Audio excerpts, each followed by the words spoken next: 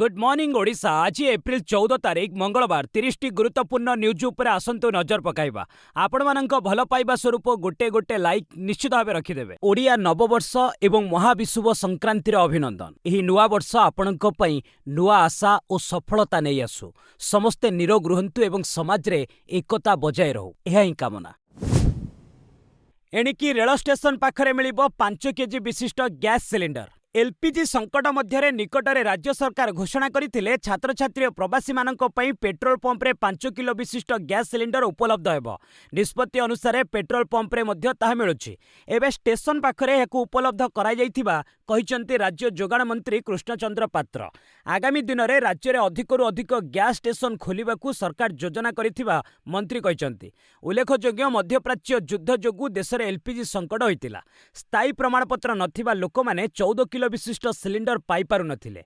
विशेषकर छात्र छात्री और प्रवासी माने सहर में रहिबारे समस्यार सम्मुखीन होइतिले। सिक्का और पारादीप बंदर रे लागिला ईरान दुईटी तैल टैंकर। ईरान अशोधित तैल धरी आसुथिबा दुईटी विशाल टैंकर VLCC भारत में पहुंची।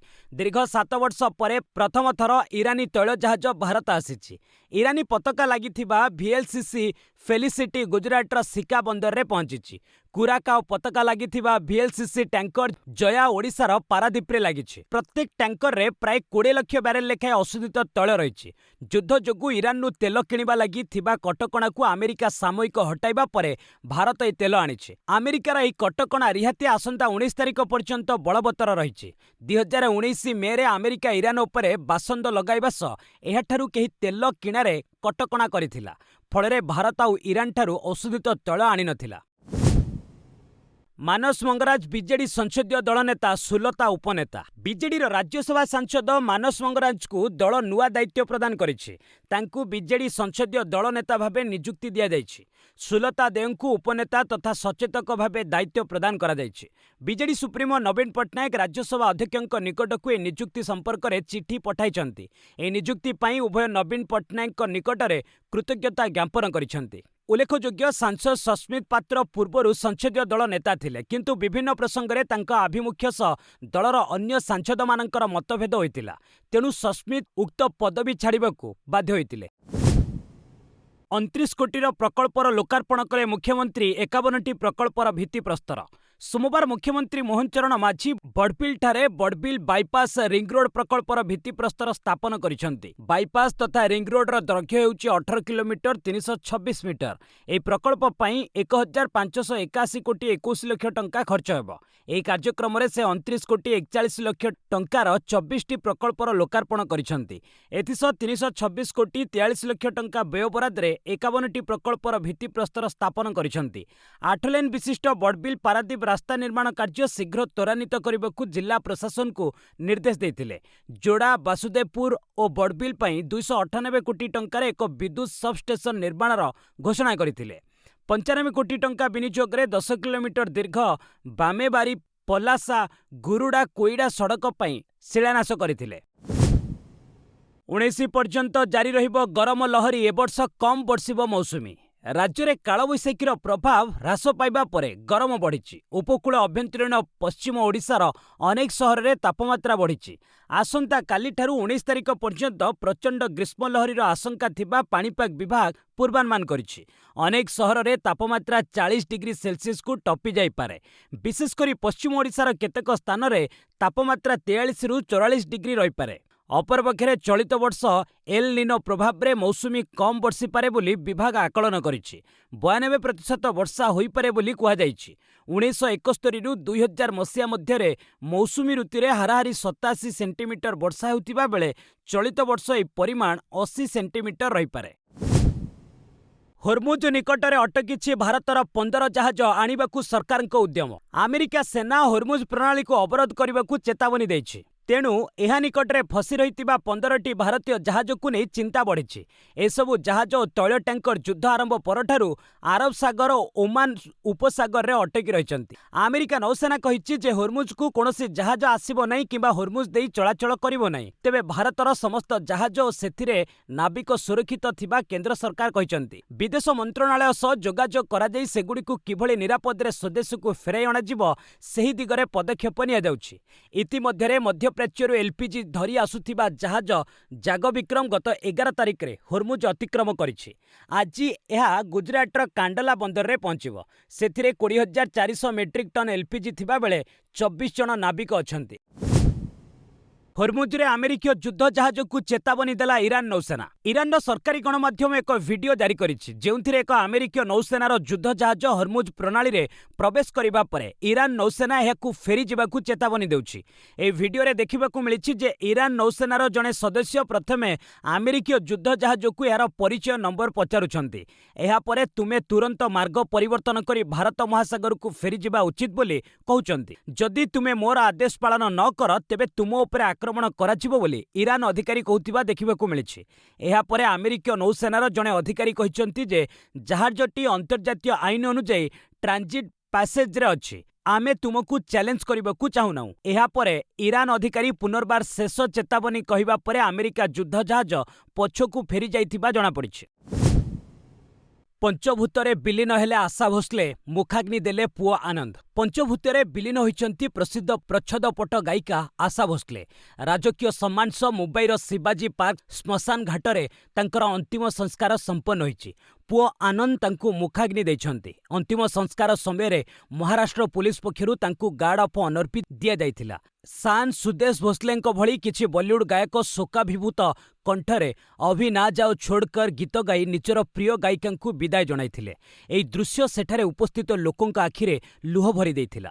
ସୋମବାର ସକାଳୁ ଆଶାଙ୍କର ପାର୍ଥିବ ଶରୀରକୁ ଅନ୍ତିମ ଦର୍ଶନ ଲାଗି ମୁମ୍ବାଇସ୍ଥିତ ତାଙ୍କ ବାସଭବନରେ ରଖାଯାଇଥିଲା। ସେଠାରେ ଅନେକ ବଲିଉଡ୍ କଳାକାର, ଗାୟକ, ଗାୟିକା, ରାଜନେତା ଏବଂ ପ୍ରଶଂସକଙ୍କର ଭିଡ଼ ଲାଗିଥିଲା। ତାଙ୍କର ଶେଷ ଯାତ୍ରାରେ ପାର୍ଥିବ ଶରୀର ଉପରେ ପୁଷ୍ପ ବର୍ଷା କରିଥିଲେ। ବିହାରରେ ବୁଧବାର ଶପଥ ନେବ ନୂତନ ସରକାର। ମୁଖ୍ୟମନ୍ତ୍ରୀ ନୀତିଶ କୁମାର ରାଜ୍ୟସଭା ସଦସ୍ୟ ଭାବେ ଶପଥ ଗ୍ରହଣ କରିବା ପରଠାରୁ ବିହାରରେ ନୂତନ ସରକାର ଗଠନକୁ ନେଇ କଳ୍ପନା ଜଳ୍ପନା ଜାରି ରହିଛି। ନୀତିଶଙ୍କ ନିକଟତର ମନ୍ତ୍ରୀ ଜମା ଖାନ ନୂଆ ସରକାର ଶପଥ ଗ୍ରହଣ ଉତ୍ସବର ତାରିଖ ପ୍ରକାଶ କରିଛନ୍ତି। ପାଟନାରେ ଗଣମାଧ୍ୟମ ସହ କଥାବାର୍ତ୍ତା ଅବସରରେ ମନ୍ତ୍ରୀ କହିଛନ୍ତି ଯେ ପ୍ରାୟ ସମସ୍ତ ପ୍ରକ୍ରିୟା ସମାପ୍ତ ହୋଇଛି। ମଙ୍ଗଳବାର କ୍ୟାବିନେଟ୍ ବୈଠକ ଅନୁଷ୍ଠିତ ହେବ। ଏଥିରେ ବିଧାୟକ ଦଳର ନେତା ନିର୍ବାଚିତ କରାଯିବ। କେନ୍ଦ୍ରମନ୍ତ୍ରୀ ଶିବରାଜ ସିଂ ଚୌହାନ ମଧ୍ୟ ବୈଠକରେ ଉପସ୍ଥିତ ରହିବେ। ଏହା ପରଦିନ ଅର୍ଥାତ୍ ବୁଧବାର ଶପଥ ଗ୍ରହଣ ଉତ୍ସବ ହେବ। ସେହିଭଳି ପରବର୍ତ୍ତୀ ମୁଖ୍ୟମନ୍ତ୍ରୀ କିଏ ହେବ ତାହାକୁ ନେଇ ସେ କହିଛନ୍ତି ଯେ ବର୍ତ୍ତମାନ ନୀତିଶ ମୁଖ୍ୟମନ୍ତ୍ରୀ ଅଛନ୍ତି। ସେ ବିହାରରେ ଆମ ପାଇଁ ସବୁକିଛି। ତେଣୁ ପରବର୍ତ୍ତୀ ମୁଖ୍ୟମନ୍ତ୍ରୀ ନେଇ ଯାହା ହେବ ତାହା ନିଶ୍ଚିତ ଭାବେ ନୀତିଶଙ୍କ ନିଷ୍ପତ୍ତି ଉପରେ ଆଧାରିତ ହେବ ବୋଲି ବରିଷ୍ଠ ମନ୍ତ୍ରୀ ଜମା ଖାନ କହିଛନ୍ତି। ମହାରାଷ୍ଟ୍ରର ଥାନେରେ ଭ୍ୟାନ୍କୁ ଧକ୍କା ଦେଲା ଟ୍ରକ୍, 11 ମୃତ। ମହାରାଷ୍ଟ୍ରର ଥାନେ ଜିଲ୍ଲାରେ ସୋମବାର ଭୟଙ୍କର ଦୁର୍ଘଟଣା ଘଟିଛି। ଯାତ୍ରୀଙ୍କୁ ନେଇ ଯାଉଥିବା ଏକ ଭ୍ୟାନ୍ ସାମ୍ନାରୁ ସିମେଣ୍ଟ ମିକ୍ସଚର ଟ୍ରକ୍ ଧକ୍କା ଦେଇଥିଲା। ଗୋବିଲି ଗ୍ରାମର ବ୍ରିଜ୍ ଉପରେ ଘଟିଥିବା ଏହି ମର୍ମନ୍ତୁଦ ଦୁର୍ଘଟଣାରେ 11 ଜଣ ପ୍ରାଣ ହରାଇଛନ୍ତି। ମୃତଙ୍କ ମଧ୍ୟରେ 8 ଜଣ ପୁରୁଷ ଓ 3 ଜଣ ମହିଳା ଅଛନ୍ତି। ଦୁର୍ଘଟଣା ସମ୍ପର୍କରେ ସୂଚନା ପାଇବା ପରେ ପୁଲିସ ଓ ଅଗ୍ନିଶମ ବାହିନୀ ଘଟଣାସ୍ଥଳରେ ପହଞ୍ଚି ଉଦ୍ଧାର କାର୍ଯ୍ୟ ଜାରି ରଖିଥିଲା। ଗୁରୁତର ଆହତ 2 ଜଣଙ୍କୁ ଉଦ୍ଧାର କରାଯାଇ ସ୍ଥାନୀୟ ହସ୍ପିଟାଲରେ ଭର୍ତ୍ତି କରାଯାଇଛି। ଦୁର୍ଘଟଣାସ୍ଥଳରେ ହିଁ ଏକାଧିକ ଯାତ୍ରୀଙ୍କ ମୃତ୍ୟୁ ଘଟିଥିଲା ବୋଲି ପୁଲିସ ପକ୍ଷରୁ କୁହାଯାଇଛି। ଜମି ବଦଳରେ ଚାକିରି ମାମଲାରେ ଲାଲୁଙ୍କୁ ଝଟକା, ଏଫ୍ଆଇଆର୍ ରଦ୍ଦ ହେବନି। ଆର୍ଜେଡି ସୁପ୍ରିମୋ ତଥା ପୂର୍ବତନ କେନ୍ଦ୍ର ରେଳମନ୍ତ୍ରୀ ଲାଲୁ ପ୍ରସାଦ ଯାଦବଙ୍କୁ ଚାକିରି ପାଇଁ ଜମି ମାମଲାରେ ସୁପ୍ରିମକୋର୍ଟରୁ ଝଟକା ମିଳିଛି। ସୁପ୍ରିମକୋର୍ଟ ଲାଲୁଙ୍କ ବିରୁଦ୍ଧରେ ଏଫ୍ଆଇଆର୍ ଓ ସମ୍ପୃକ୍ତ କାର୍ଯ୍ୟଧାରା ଉପରେ ସ୍ଥଗିତାଦେଶ ଦେବାକୁ ମନା କରିଦେଇଛନ୍ତି। ସୋମବାର କୋର୍ଟ ଲାଲୁଙ୍କୁ ବିଚାର ସମୟରେ ଆଇନଗତ ଅନୁମୋଦନ ବିନା ସିବିଆଇ ତଦନ୍ତ ଉପରେ ଆପତ୍ତି ଉଠାଇବାକୁ ନିର୍ଦ୍ଦେଶ ଦେଇଥିଲେ। ଏଥିସହ ସର୍ବୋଚ୍ଚ ନ୍ୟାୟାଳୟ ବିଚାର ସମୟରେ କୋର୍ଟରେ ବ୍ୟକ୍ତିଗତ ହାଜର ହେବାରୁ ଲାଲୁଙ୍କୁ ମୁକ୍ତ କରିଛନ୍ତି। ଲାଲୁ ପ୍ରସାଦ ଦିଲ୍ଲୀ ହାଇକୋର୍ଟର ନିଷ୍ପତ୍ତିକୁ ସୁପ୍ରିମକୋର୍ଟରେ ଚ୍ୟାଲେଞ୍ଜ କରିଥିଲେ। ପୂର୍ବରୁ ହାଇକୋର୍ଟ ମଧ୍ୟ ମାମଲାରେ ସିବିଆଇ ଏଫ୍ଆଇଆର୍ ରଦ୍ଦ କରିବାକୁ ମନା କରିଦେଇଥିଲେ। ଉଲ୍ଲେଖଯୋଗ୍ୟ, ଏହି ମାମଲା 2004ରୁ 2009 ମଧ୍ୟରେ ରେଳ ନିଯୁକ୍ତିରେ ଜାଲିଆତି ସହିତ ଜଡ଼ିତ। ଏହି ସମୟରେ ଲାଲୁ କେନ୍ଦ୍ରରେ ରେଳମନ୍ତ୍ରୀ ଥିଲେ। ଇରାନ ଯୁଦ୍ଧ ମଧ୍ୟରେ ସାଉଦି ଆରବରେ F-16 ଓ JF-17 ଲଢୁଆ ବିମାନ ମୁତୟନ କଲା ପାକିସ୍ତାନ। ଇରାନ ଓ ଆମେରିକା ମଧ୍ୟରେ ଇସଲାମାବାଦରେ ହୋଇଥିବା ଶାନ୍ତି ଚୁକ୍ତି ବିଫଳ ହୋଇଛି। ତେବେ ଏହି ସମୟରେ ପାକିସ୍ତାନ ଏହାର 2ଟି ଲଢୁଆ ବିମାନ ସାଉଦି ଆରବରେ ମୁତୟନ କରିଥିବା ଜଣାପଡ଼ିଛି। ରିପୋର୍ଟ ଅନୁସାରେ ପାକିସ୍ତାନ ଏହାର ସ୍କ୍ୱାଡ୍ରନ୍ F-16 ଓ JF-17 ନାମକ 2ଟି ଲଢୁଆ ବିମାନ ସାଉଦିର କିଙ୍ଗ ଅବଦୁଲ୍ଲା ଅଜିଜ୍ ଘାଟିରେ ମୁତୟନ କରିଛି। ଯଦି ସାଉଦି ଉପରେ ଇରାନ ଆକ୍ରମଣ କରେ ତେବେ ଇରାନ ବିରୁଦ୍ଧରେ ପ୍ରତିଶୋଧ ନେବା ପାଇଁ ପାକିସ୍ତାନ ଏହି ଲଢୁଆ ବିମାନ ମୁତୟନ କରିଥିବା ଜଣାପଡ଼ିଛି। ଏହି ଲଢୁଆ ବିମାନ ବ୍ୟତୀତ ପାକିସ୍ତାନ 20ରୁ ଅଧିକ ପାଇଲଟକୁ ମଧ୍ୟ ନିୟୋଜିତ କରିଛି, ଯେଉଁମାନେ ସାଉଦି ଆରବର AF-15 ଇଗଲ ଲଢୁଆ ବିମାନ ଉଡ଼ାଇବେ। ସାଉଦି ଆରବ ଓ ପାକିସ୍ତାନ ମଧ୍ୟରେ ପ୍ରତିରକ୍ଷା ଚୁକ୍ତି ଅନୁଯାୟୀ ଇସଲାମାବାଦ ଏହି ଲଢୁଆ ବିମାନ ମୁତୟନ କରିଥିବା ଜଣାପଡ଼ିଛି। ପ୍ରଥମ ଥର ପାଇଁ ପାକ୍ କୋଷ୍ଟଗାର୍ଡ ବୋଟ ଉପରେ BLAର ଆକ୍ରମଣ, 3 ମୃତ। ବଲୁଚିସ୍ତାନ ଲିବରେସନ ଆର୍ମି ବା BLA ପାକିସ୍ତାନ ଉପରେ ଆକ୍ରମଣର କୌଣସି ସୁଯୋଗ ହାତଛଡ଼ା କରୁନି। ପ୍ରଥମ ଥର ପାଇଁ BLA ପାକିସ୍ତାନ କୋଷ୍ଟଗାର୍ଡ ବୋଟ ଉପରେ ଆକ୍ରମଣ କରିଛି। ବୋଟଟି ଇରାନ ସୀମାକୁ ଯାଉଥିବା ଆରବ ସାଗରରେ ପାଟ୍ରୋଲିଂ କରୁଥିଲା। ଏହି ସମୟରେ BLA ପକ୍ଷରୁ ଅଚାନକ ଗୁଳିମାଡ଼ ହୋଇଥିଲା, ଫଳରେ ବୋଟରେ ଥିବା ସମସ୍ତ 3 ଜଣ ସୈନ୍ୟ ପ୍ରାଣ ହରାଇଛନ୍ତି। ଏହି ଆକ୍ରମଣ ସମ୍ପର୍କରେ BLA ମଧ୍ୟ ସ୍ପଷ୍ଟ କରିଛି। ଉଲ୍ଲେଖଯୋଗ୍ୟ, 2025-26ରେ ସ୍ଥଳଭାଗରେ BLA ପକ୍ଷରୁ ପାକ୍ ସେନା ଉପରେ କ୍ରମାଗତ ଆକ୍ରମଣ କରାଯାଇଛି। ଏବେ ଜଳଭାଗରେ ଆକ୍ରମଣ ହୋଇଥିବାରୁ BLA ତାର ମିଲିଟାରୀ ରଣକୌଶଳରେ ପରିବର୍ତ୍ତନ କରିଥିବା ସ୍ପଷ୍ଟ ହୋଇଛି। ଡି ସୁଧାକର ରାଓ ଓଡ଼ିଶାର ପ୍ରଧାନ ଆୟକର ଆୟୁକ୍ତ ନିଯୁକ୍ତ। ଆୟକର ଓଡ଼ିଶା ରିଜିୟନର ପ୍ରଧାନ ମୁଖ୍ୟ ଆୟକର ଆୟୁକ୍ତ ଭାବେ ଡକ୍ଟର ଡି ସୁଧାକର ରାଓ ସୋମବାର ଦାୟିତ୍ୱ ଗ୍ରହଣ କରିଛନ୍ତି। ସେ 1990 ବ୍ୟାଚ୍ ଭାରତୀୟ ରାଜସ୍ୱ ସେବା ଅଧିକାରୀ। ଆନ୍ଧ୍ରପ୍ରଦେଶ, ତେଲେଙ୍ଗାନା, ଗୋଆ, କର୍ଣ୍ଣାଟକ, ପଡୁଚେରୀ, କେରଳ, ମହାରାଷ୍ଟ୍ର ଭଳି ରାଜ୍ୟରେ ତାଙ୍କର ପ୍ରଶାସନିକ ଏବଂ ଲିଡରସିପ୍ ଅଭିଜ୍ଞତା ରହିଛି। ସେ ବିହାର ଏବଂ ଝାଡ଼ଖଣ୍ଡ ରିଜିୟନର ପ୍ରଧାନ ମୁଖ୍ୟ ଆୟକର ଆୟୁକ୍ତ ଭାବେ ଅତିରିକ୍ତ ଦାୟିତ୍ୱ ତୁଲାଉଛନ୍ତି। ଡକ୍ଟର ରାଓ ତେଲେଙ୍ଗାନାର ମୂଳ ନିବାସୀ। ସେ ଜବାହରଲାଲ ନେହେରୁ ବିଶ୍ୱବିଦ୍ୟାଳୟରୁ ପରିବେଶ ବିଜ୍ଞାନରେ MPhil ଡିଗ୍ରୀ ହାସଲ କରିଛନ୍ତି। ପଶ୍ଚିମବଙ୍ଗରେ ଅମିତ ଶାହଙ୍କ ପ୍ରଚାର TMC 500 କୋଟି ହଡପ କରିଛି। ପଶ୍ଚିମବଙ୍ଗ ବିଧାନସଭା ନିର୍ବାଚନ ପାଇଁ ସ୍ୱରାଷ୍ଟ୍ରମନ୍ତ୍ରୀ ଅମିତ ଶାହ ସୋମବାର ରାଜ୍ୟର ବୀରଭୂମ, ପଶ୍ଚିମ ବର୍ଦ୍ଧମାନରେ ଜନସଭା କରିଛନ୍ତି। ଏହି ସମୟରେ ସେ ଶାସକ ତୃଣମୂଳ କଂଗ୍ରେସକୁ ଜୋରଦାର ଟାର୍ଗେଟ କରିଥିଲେ। କହିଥିଲେ 26,000 ଶିକ୍ଷକଙ୍କ ନିଯୁକ୍ତି, ପ୍ରଧାନମନ୍ତ୍ରୀ ଆବାସରେ TMC ବ୍ୟାପକ ଦୁର୍ନୀତି କରିଛି। ଏଥିଯୋଗୁଁ ରାଜ୍ୟବାସୀଙ୍କର 5,000 କୋଟି ଗାୟବ ହୋଇଯାଇଛି। ବିଜେପି ସରକାର କ୍ଷମତାକୁ ଆସିଲେ ଯେଉଁମାନେ ବିଗତ 15 ବର୍ଷ ଧରି ରାଜ୍ୟକୁ ଲୁଟିଛନ୍ତି ସେମାନଙ୍କ ବିରୋଧରେ କଠୋର କାର୍ଯ୍ୟାନୁଷ୍ଠାନ ଗ୍ରହଣ କରାଯିବ। ତୃଣମୂଳ କଂଗ୍ରେସଠାରୁ ପ୍ରତି ଟଙ୍କାର ହିସାବ ନିଆଯିବ। ପୁତୁରା ଅଭିଷେକ ବାନାର୍ଜୀଙ୍କୁ ମୁଖ୍ୟମନ୍ତ୍ରୀ କରିବା ନେଇ ମମତାଙ୍କ ସ୍ୱପ୍ନ କେବେ ପୂରଣ ହେବ ନାହିଁ। TMC ସରକାର ବେଆଇନ ଅନୁପ୍ରବେଶ ରୋକିବାରେ ବିଫଳ ହୋଇଛି। ବିଜେପି ରାଜ୍ୟରେ ସରକାର ଗଠନ କଲେ ଅନୁପ୍ରବେଶକାରୀଙ୍କୁ ଚିହ୍ନଟ କରି ବିଦା କରିବ। ସୁପ୍ରିମକୋର୍ଟଙ୍କ ବୟାନ, ପଶ୍ଚିମବଙ୍ଗରେ ତାଲିକାରେ ନାମ ନଥିଲେ ଭୋଟ ଦେଇହେବନି। ପଶ୍ଚିମବଙ୍ଗରେ ବିଧାନସଭା ନିର୍ବାଚନ, ସୁପ୍ରିମକୋର୍ଟ ଭୋଟର ତାଲିକାରେ ସ୍ୱତନ୍ତ୍ର ଗଭୀର ପୁନଃ ନିରୀକ୍ଷଣ ବା SIRକୁ ନେଇ ବଡ଼ ଫଇସଲା ଶୁଣାଇଛନ୍ତି। ସୁପ୍ରିମକୋର୍ଟ କହିଛନ୍ତି ଯେଉଁ ଲୋକଙ୍କ ନାଁରେ ଭୋଟର ତାଲିକାରୁ ହଟାଯାଇଛି ଏବଂ ସେମାନଙ୍କ ଅପିଲର ବିଚାର ହୋଇନାହିଁ ସେମାନେ ବିଧାନସଭା ନିର୍ବାଚନରେ ଭୋଟ ଦେଇପାରିବେନି। ପଶ୍ଚିମବଙ୍ଗରେ 2ଟି ପର୍ଯ୍ୟାୟରେ ଏପ୍ରିଲ 23 ଏବଂ 29 ତାରିଖରେ ମତଦାନ ହେବ। SIR ଯୋଗୁଁ ଭୋଟର ତାଲିକାରୁ 90.66 ଲକ୍ଷ ମତଦାତାଙ୍କ ନାଁ କଟିଛି। ପ୍ରଧାନ ବିଚାରପତି ଜଷ୍ଟିସ ସୂର୍ଯ୍ୟକାନ୍ତ ଏବଂ ଜଷ୍ଟିସ ଜୟମାଲ୍ୟ ବାଗ୍ଚୀଙ୍କ ଖଣ୍ଡପୀଠ କହିଛନ୍ତି ଯେପର୍ଯ୍ୟନ୍ତ ଅପିଲର ଚୂଡ଼ାନ୍ତ ଫଇସଲା ହୋଇନାହିଁ ସେପର୍ଯ୍ୟନ୍ତ ଏପରି ବ୍ୟକ୍ତିଙ୍କୁ ମତଦାନ ପାଇଁ ଅନୁମତି ଦିଆଯିବା ଆଇନଗତ ପ୍ରକ୍ରିୟା ବିରୋଧୀ ହେବ। ଏପ୍ରିଲ 11 ସୁଦ୍ଧା ପଶ୍ଚିମବଙ୍ଗରେ 34,35,174 ଅପିଲ ଆସିସାରିଥିବା କୋର୍ଟ ସୂଚନା ଦେଇଛନ୍ତି। ବଙ୍ଗଳାର ଭୋଟର SIR ରାଜ୍ୟ ଏବଂ ନିର୍ବାଚନ କମିଶନଙ୍କ ମଧ୍ୟରେ ଫସି ଯାଇଥିବା କୋର୍ଟ କହିଛନ୍ତି। ରାଜ୍ୟରେ 18,500 କୋଟିର ପ୍ରତ୍ୟକ୍ଷ ଟିକସ ଆଦାୟ। 2025-26ରେ ଆର୍ଥିକ ବର୍ଷରେ ରାଜ୍ୟରେ ନେଟ୍ 18,500 କୋଟି ଟଙ୍କାର ପ୍ରତ୍ୟକ୍ଷ ଟିକସ ଆଦାୟ ହୋଇଛି। ଓଡ଼ିଶାରେ ଅଛନ୍ତି ମୋଟ 15 ଲକ୍ଷ ଆୟକରଦାତା। 2024-25ରେ 16.5 ଲକ୍ଷ ଟିକସଦାତା ଥିଲେ। ତେବେ ନୂଆ ଆୟକର ସ୍ଲାବରେ ପରିବର୍ତ୍ତନ ଯୋଗୁଁ ଏବେ ଟିକସଦାତାଙ୍କ ସଂଖ୍ୟା 15 ଲକ୍ଷକୁ ହ୍ରାସ ହୋଇଥିବା ଆୟକର ବିଭାଗ ପକ୍ଷରୁ ସୂଚନା ମିଳିଛି। କର୍ପୋରେଟ ଗୁଡ଼ିକ ମଧ୍ୟରେ ମହାନଦୀ କୋଲଫିଲ୍ଡ ଲିମିଟେଡ୍ 3,700 କୋଟିର ଆୟକର ପ୍ରଦାନ କରିଛି। ଏହି କମ୍ପାନୀ 6,000 କୋଟିର ରିଫଣ୍ଡ ନେଇଛି। ଏପ୍ରିଲ 1ରୁ ରାଜ୍ୟରେ ଲାଗୁ ହୋଇଛି ନୂଆ ଆୟକର ଆଇନ। ପ୍ରତ୍ୟକ୍ଷ ଟିକସକୁ ସାଧାରଣ ଲୋକଙ୍କ ବୋଧଗମ୍ୟ ହେବା ଭଳି ପଦକ୍ଷେପ ଗ୍ରହଣ କରିଛି କେନ୍ଦ୍ରୀୟ ପ୍ରତ୍ୟକ୍ଷ ଟିକସ ବୋର୍ଡ ବା CBDT। ଏହି ଆଧାରରେ 1961 ଆୟକର ଆଇନକୁ ସଂଶୋଧନ କରାଯାଇ ନୂଆ ଆଇନ ଏପ୍ରିଲ 1ରୁ ଲାଗୁ ହୋଇଛି। ସେୟାର ବଜାରରେ ବଡ଼ ହ୍ରାସ, ସେନ୍ସେକ୍ସ 703 ପଏଣ୍ଟ ତଳକୁ ଖସିଲା। ଭାରତୀୟ ପୁଞ୍ଜି ବଜାରରେ ସୋମବାର ବଡ଼ ଧରଣର ହ୍ରାସ ଦେଖିବାକୁ ମିଳିଛି। ବେଞ୍ଚମାର୍କ ସୂଚକାଙ୍କ ସେନ୍ସେକ୍ସ 703 ପଏଣ୍ଟ ହ୍ରାସ ପାଇ 76,848ରେ ବନ୍ଦ ହୋଇଥିବା ବେଳେ ନିଫ୍ଟି 208 ପଏଣ୍ଟ ଖସି 23,843 ସ୍ତରରେ ସ୍ଥିର ହୋଇଛି। ଆମେରିକା ରାଷ୍ଟ୍ରପତି ଡୋନାଲ୍ଡ ଟ୍ରମ୍ପଙ୍କ ଷ୍ଟ୍ରେଟ୍ ଅଫ୍ ହର୍ମୁଜରେ ନୌସେନା ଅବରୋଧ ଘୋଷଣା ପରେ ବିଶ୍ୱ ବଜାରରେ ଦେଖାଦେଇଥିବା ଦୁର୍ବଳ ସଂକେତ ଯୋଗୁଁ ବଜାର ପ୍ରାୟ 2% ହ୍ରାସ ସହ ଖୋଲିଥିଲା। ତେବେ ପରବର୍ତ୍ତୀ ସମୟରେ ଭ୍ୟାଲ୍ୟୁ ବାଇଂ ଯୋଗୁଁ ସ୍ଥିତିରେ ସାମାନ୍ୟ ସୁଧାର ଆସିଥିଲା। ରହିଥିଲା। ମାରୁତି ସୁଜୁକି 4.6% ଅଧିକ ହ୍ରାସ ପାଇ ଶୀର୍ଷ ଅବନତିକାରୀ ରହିଥିବା ବେଳେ ରିଲାଏନ୍ସ ଓ ବଜାଜ ଫାଇନାନ୍ସ ମଧ୍ୟ କ୍ଷତି ସହିଛନ୍ତି। ଅନ୍ୟପଟେ ଆଇସିଆଇସିଆଇ ବ୍ୟାଙ୍କ ଓ ଏନ୍ଟିପିସି ଲାଭରେ ରହିଥିଲେ। ବିଶେଷକରି ଅଟୋ ଓ ଶକ୍ତି କ୍ଷେତ୍ରରେ ଅଧିକ ହ୍ରାସ ପରିଲକ୍ଷିତ ହୋଇଛି। ମୋଟ 2573ଟି କମ୍ପାନୀର ସେୟାର ମୂଲ୍ୟ କମିଥିବା ବେଳେ ମାତ୍ର 1790ଟି କମ୍ପାନୀ ଲାଭବାନ ହୋଇଛନ୍ତି। एलआईसी निवेशकों ପାଇଁ खुशी खबर घोषणा है 1:1 बोनस शेयर। भारतीय जीवन बीमा निगम बोर्ड सोमवार 1:1 अनुपात रे बोनस शेयर प्रदान करने को अनुमोदन देछि। एहार अर्थ हेउछि योग्य शेयरधारी माने पाखरे थिबा प्रत्येक गोटे शेयर बदल रे आउ एक मागणा इक्विटी शेयर पाइबे। 2022 रे शेयर बजार रे तालिकाभुक्त हेबा परे एलआईसी पक्षरु एहा प्रथम बोनस घोषणा। एही बोनस शेयर माध्यम रे कंपनी 6325 कोटी टंकार पुंजी विनियोग करिवो, जहा फल यार फेडअप कैपिटाल 12650 कोटी टंका को वृद्धि पाइब। आसंता जून 12 तारिख सुधा यह बोनस शेयर निवेशकों डीमैट अकाउंट रे जमा हेब। सोमवार बजार रे अस्थिरता सत्वे एलआईसी शेयर मूल्य 1.3% वृद्धि पाई 809 टंकार बंद होइतिला। एही निष्पत्ति निवेशकों मध्य उत्साह भरी देछि।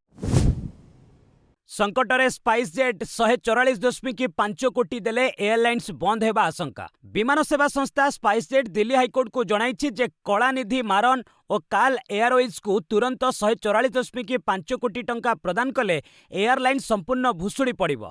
वरिष्ठ वकील मुकुल रोहतगी कहिसंती जे जाळेनी दर वृद्धि और पश्चिम एशिया संघर्ष जोगु कंपनी पूर्व आर्थिक समस्या रही। कोर्ट एही मामलार एप्रिल 15 पर्यंत समय देछंती। 2015 रु चलीथिबा एही शेयर विवादर समाधान पई स्पाइसजेट नगद टंका बदल रे गुरुग्राम रे 1 एकर जमी को सिक्यूरिटी भावे प्रदान करबाकू प्रस्ताव देछि। कंपनी पक्षरु कुहा जाइछि जे सेमाने पूर्वरु 730 कोटी टंका पैठ कर सारी। एभली संकट समय संस्था सरकारी सहायता मध्य आशा करुछि। एनएसई प्रतिष्ठा करिबो नेशनल कोल एक्सचेंज मिलिला नाम पंजीकरण अनुमति। नेशनल स्टॉक एक्सचेंज कोइला कारोबार पई national coal exchange of India limited नाम एक नुआ संस्था गठन करबाकू कॉर्पोरेट व्यापार मंत्रालय अनुमोदन पाइछि। ए प्रकल्प पई एनएसई 100 कोटी टंकार प्रारंभिक पुंजी विनियोग करबा सह एथिरे 60% अंशधन रखिबो। बाकी 40% अंशधन अन्य अंशीदार मानक पई उद्दिष्ट रहइबो। एनएसई रो एमडी तथा सीईओ आशीष कुमार चौहान एहाको एक बड़ सफलता बोली कहिसंती। से सूचना देइछंती जे खूब शीघ्र कोइला नियंत्रक संगठन निकट रे आवश्यक लाइसेंस पई आवेदन करा जिवो। कोइला क्रय विक्रय क्षेत्र रे स्वच्छता एवं सठिक दर निर्धारण करिबा ए नूतन एक्सचेंज रो मुख्य उद्देश्य। एहा द्वारा देशर कोइला क्षेत्र रे व्यावसायिक दक्षता वृद्धि पाइब। रूस ठारू भारत दैनिक किणुछि 19 लाख बैरेल तेल। मध्यप्राच्य युद्ध जोगु सारा विश्व में तेल और गैस संकट जारी रही। ईरान स्ट्रेट ऑफ हॉर्मुज रे कटकणा लगाइबारु तेल जोगाण ठप हो जाइछि। एभली स्थिति रे भारत उपसागरीय देशगुड़िकरू तेल किणा को बाद देइछि। अपरपक्षे रूस ठारू तेल किणारे 2 वर्षर रेकर्ड भांगिछि। गत 2 मास हेब भारत रूस ठारू प्रचुर मात्रा रे तेल किणुछि। इंटेलिजेंस फार्म केप्लर डाटा मुताबक मार्च रे भारत दैनिक 1.98 न्यूट बैरेल रूस तेल किणिछि, जहा 2019 जून परठू सर्वोच्च स्तर। तेबे एप्रिल रे यह 15.7 लाख बैरेल को खसीछि। वर्तमान नायरा एनर्जी यार रिफाइनरी को मेंटेनेंस पई बंद रखिछि, फଳରେ रूस तेल आमदानी कमिछि। रूस कंपनी रोजनेफ्ट एवं लोफोइल उपरे अमेरिकार कटकणा जोगु भारत तेल किणा कमाइथिला, मात्र वर्तमान समीकरण बदली जाइछि। चिंतारे समग्र विश्व $150 छुईपारे अशोधित तैल। हॉर्मुज अवरोध लगी डोनाल्ड ट्रंप को रणनीति विश्व तैल बजार को दोहलाई पारे। बैरेल पिछा अशोधित तैल दर $150 छुईपारे बोली आशंका प्रकाश करिसेंती बजार विशेषज्ञ।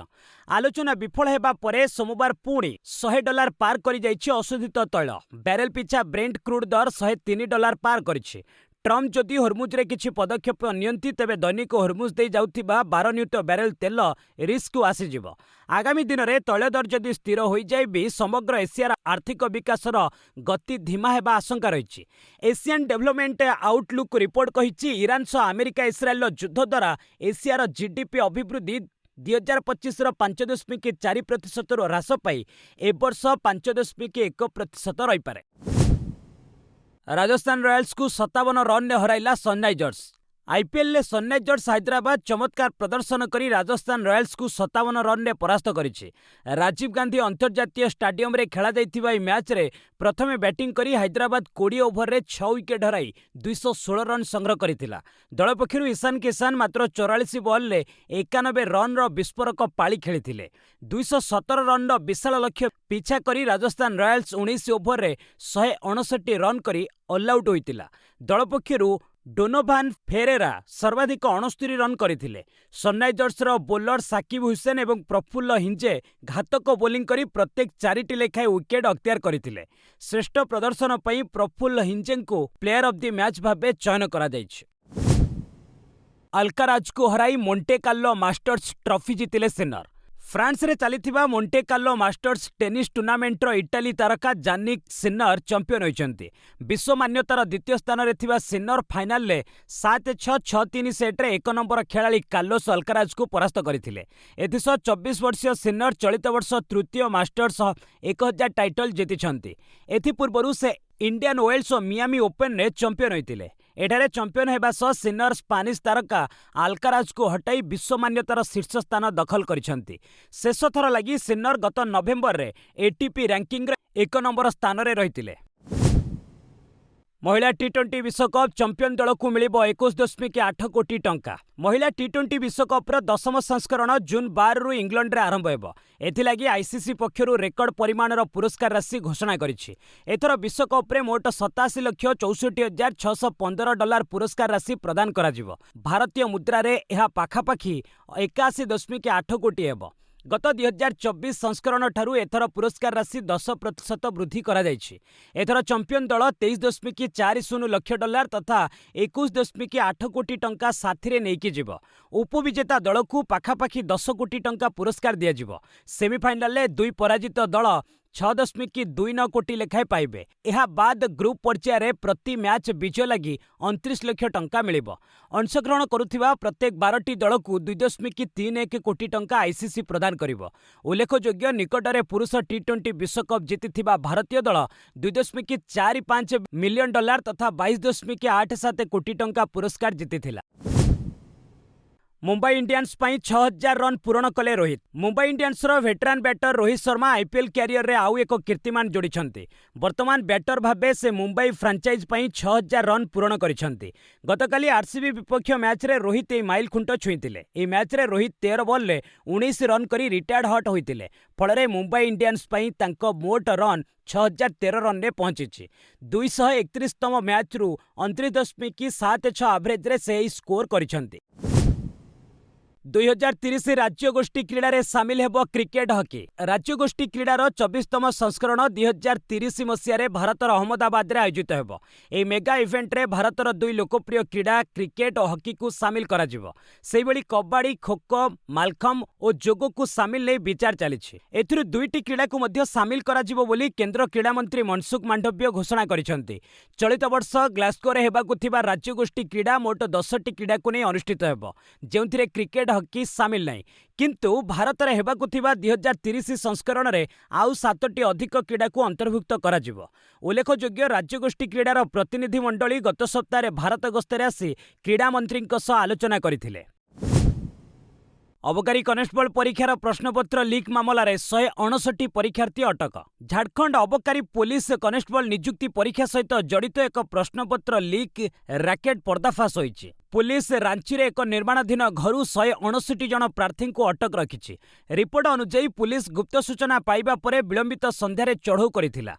कनेस्टेबल परीक्षा पूर्व संभाव्य परीक्षा प्रश्न नहीं परीक्षार्थी को आगुआ अवगत करा जाउथिला। एई चढ़ऊ समय पुलिस 4 सेट प्रश्नपत्र सहित उत्तर कॉपी मध्य उद्धार करिछि। प्राथमिक जांच रु जणा पड़िछि जे उद्धार होइतिबा किछि प्रश्न प्रकृत परीक्षा पत्र सहित मेल खाउछि।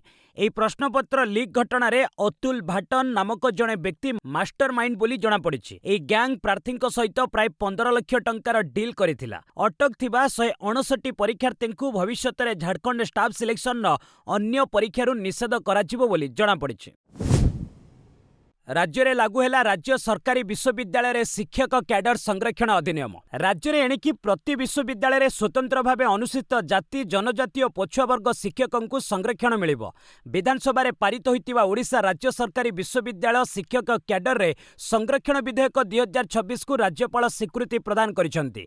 फलरे यह राज्य में लागू हो पारिछि। एही नियम फलरे उच्च शिक्षा व्यवस्था रे अनुसूचित जनजाति अनुसूचित जाति एवं एससीबीसी वर्गों प्रतिनिधित्व को सुनिश्चित करा राज्य में सरकारी विश्वविद्यालय रे प्रोफेसर एसोसिएट प्रोफेसर एवं असिस्टेंट प्रोफेसर नियुक्ति रे संरक्षण कार्यकारी करिबा पई प्रत्येक विश्वविद्यालय को एकक भावे विचार करा जिवो। विभाग भित्तिक संरक्षण प्रणाली को उच्छेद करा जायछि। विधेयक को स्वीकृति देथिबारु राज्यपाल को धन्यवाद जणाई उच्च शिक्षा मंत्री कहिसंती एहा ओडिसा रे जुगांतकारी पदक्षेप। बस आज पई एट रखिबा पुणी ने एसबी लेटेस्ट अपडेट से पर्यंत विदाय नउछि। जय हिंद जय भारत।